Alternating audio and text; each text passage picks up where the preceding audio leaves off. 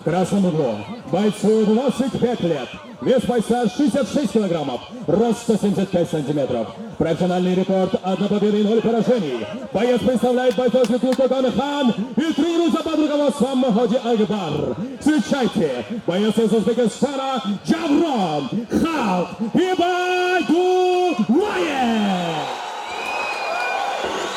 И его оппонент боец в синем углу, бойцу 26 лет, вес бойца 66 килограмм, рост 176 сантиметров. Боец является чемпионом Российской Федерации Хабаровской области по K1 ММА. Профессиональный рекорд 1 победы и 0 поражений. Представляет бойцовский клуб Атилла и тренируется под руководством Мирбека Карахулова. Встречайте, Алтынбек ММА Алыбаев. Дайте середину.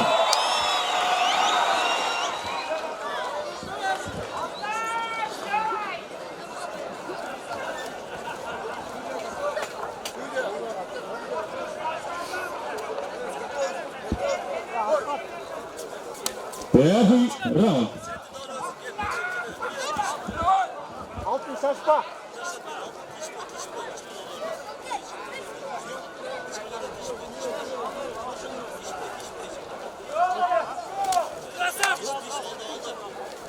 Красавчик! Вообще! Алтын шашпа.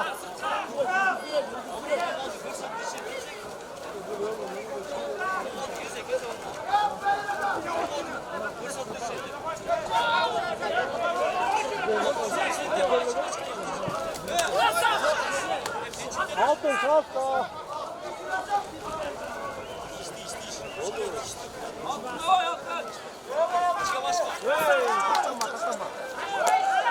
Астыдан қосқаншы. Астыдан таштадым, сұрап жеп астына. Тақа, дөлін істерген. Астыдан кейін, бұчақа.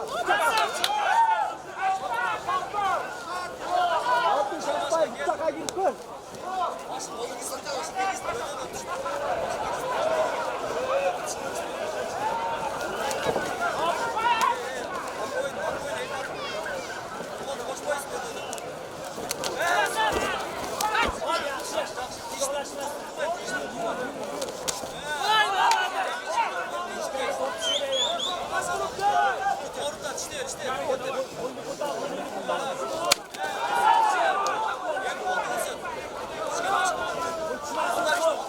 Алтын шашпай, үстіні көрсетші, кәт.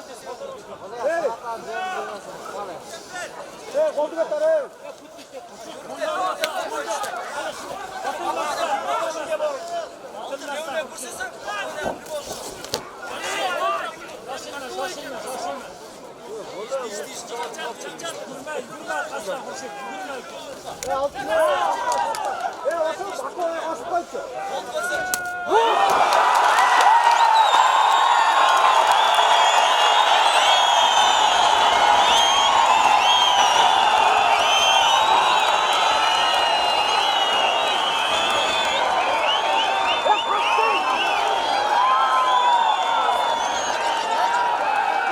В первом раунде на 2 минуте 12 секунд нокаутом победу одержал боец из Кыргызстана Алтынбек ММА Алыбаев.